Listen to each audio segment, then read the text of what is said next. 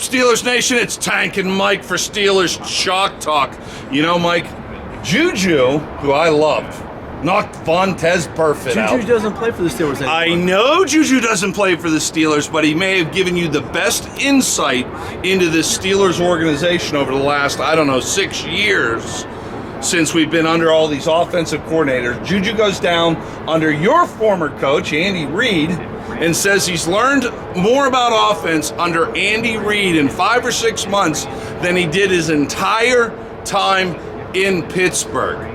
You go from Todd Haley, who never played football in his life, played college golf, Randy Fichtner. What's wrong with college golf? College golf is fine, but it doesn't lend itself to being an NFL coordinator, obviously, under Todd Haley.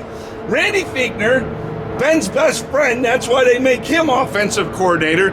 Now they got Matt Ottawa, Matt Nova Scotia, Matt Canada, whatever the hell his name is, running these jet sweeps every other play. Mike, I think Juju's insight into the Steelers offense collectively since his time in Pittsburgh is spot on and has been the Achilles heel with this team over the last 5 or 6 years, going back to Haley. Yeah, well, first and foremost, you know what's going to be said if that question is brought up to Coach Tomlin. He's going to say, well, we don't listen to the outside noise. And rightfully so, he shouldn't.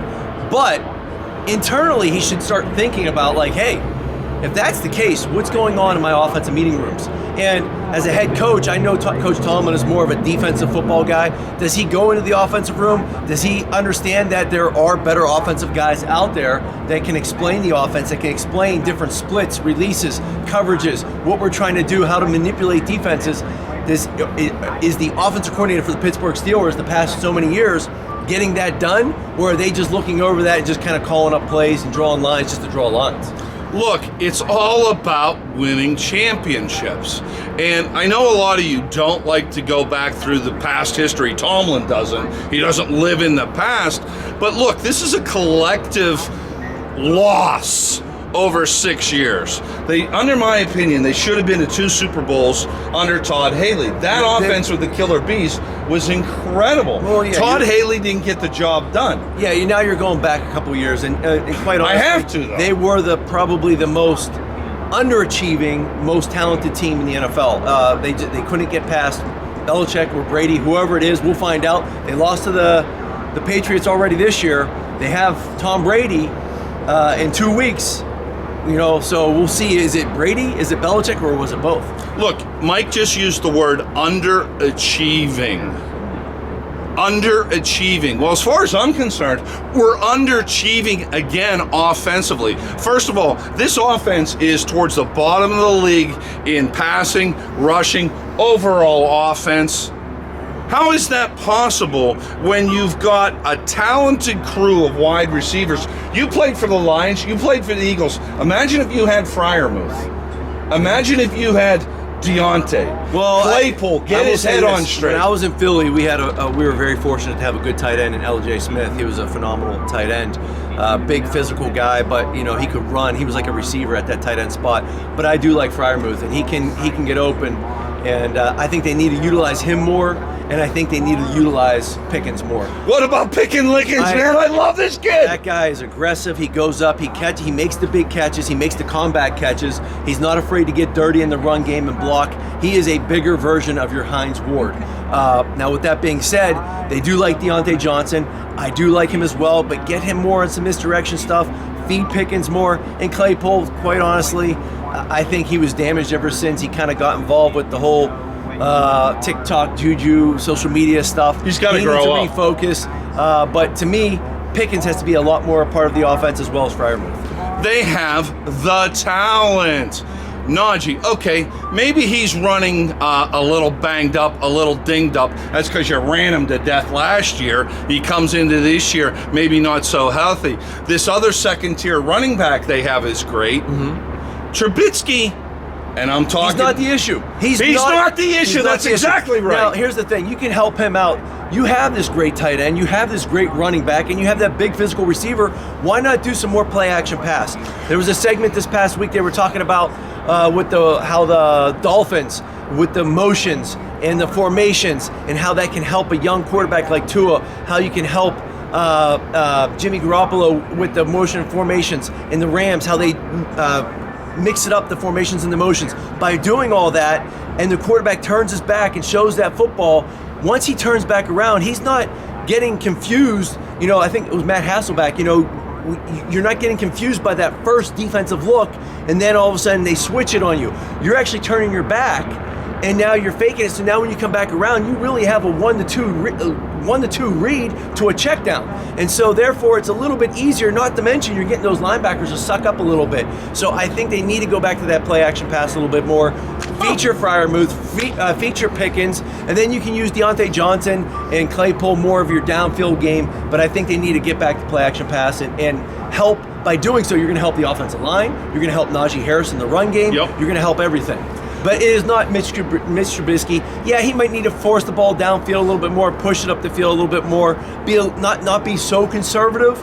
But he's not the issue. Last week, everyone wanted Pickett to come in the game, but his first pass was an interception into a two-deep safety high that he had no business throwing. Right. And I get he's trying to make something happen. He's a young guy. But next thing you know, they get an interception. They get the ball on a short field. They punch it in. Everyone thinks Pickett's turned the team around. No, it was the defense. They made a big play. It was 10-6. In a perfect situation, I look back to my career. I was in Carolina. They promised me. They drafted Joey Harrington. Hey, I know he's a first-round draft pick, but we're going to give you the first 6 games to prove yourself. It was a 0-0 game against the Carolina Panthers, and we're on their own 20, and it was a hard-fought game. And the Carolina Panthers that year had the number 2 defense ranked in the NFL. That they just kind of became that team. They go to the Super Bowl, and because they were the Carolina Panthers of the last year, they thought, well, we're not moving the football. It's a 0-0 game. Let's put Harrington in. First play, picked, taken back for 6 points. Oh, Mike, get back in there.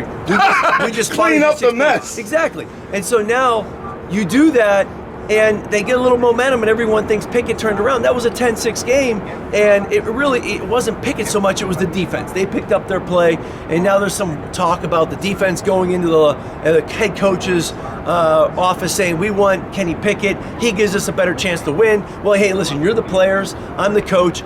Don't the field. Correct me if I'm wrong. There's an old adage as a quarterback, never throw back across the field, never throw across your body. Unless you're Patrick Mahomes or Josh Allen. Yes, and Trubisky is not that. So the flawed Matt Canada has him sprinting this way or sprinting that way, eliminating 2/3 of the field.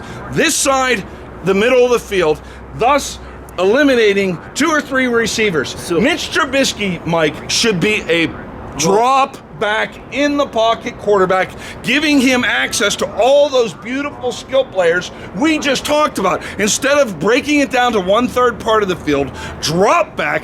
Now I got Freiermuth crossing. Linebackers on him. Let me go to my secondary. Go to the play action game. But here's the thing. Yes, the reason why he's doing that is because he's an idiot. No. It goes to a different issue and more of a personnel issue. He is moving the launch point for the quarterback to help protect the offensive line. Absolutely. The offensive line is weak, so you have to move the launch point so you get. But it's not working. Look, we all know the offensive line is a step better than last year. But after 4... Are they? Well, I think it's the head coach. It was a little bit better at rushing the ball last year. We'll talk about the offensive line in a second. Here's the point, though. It's not working. Again, you are still sitting at the bottom of the league offensively. 4 games into this, and Canada hasn't figured out. He's going to turn this offense, regardless of the offensive line being what it is, into a drop-back offense. Now, in regards to the offensive line, I am adamant about this. I've said it on the radio show several times, okay? I like the new offensive line coach. I got to meet with him in Latrobe. He doesn't know how to coach the offensive line any more than the statue of Mr. Rogers that we're looking at right now. This offensive line has 2 players that could be pretty solid. Kevin the Bulldozer Dotson, I think, has all pro material written all over him. Dan Moore, who was thrown into the fire last year, is a pretty good player. Now on the right side, well, Chuks Okafor, I don't even think he could play for these PITT Panthers. They wasted so much. Do you know that Daniels at right guard is making more money than Mitch Trubisky? Yeah. They've got a lot of He's money tied a up in their bum. quarterback He's room. a bum. So yeah, this offensive line not only has the right side issues, Mike, but it's a coaching issue as well. I wholly believe that the left side of your line, the blind side, has talent. But again, bad offensive coordinator coach, bad offensive line coach. Mike, who makes these decisions to hire these coach? Is it the water boy? No, does the water boy hire the coaches? It's the head coach. But here's the thing. Now you're going to look at it a bigger issue. Now you panicked, and I truly believe the Pittsburgh Steelers have panicked this past week by putting in Kenny Pickett.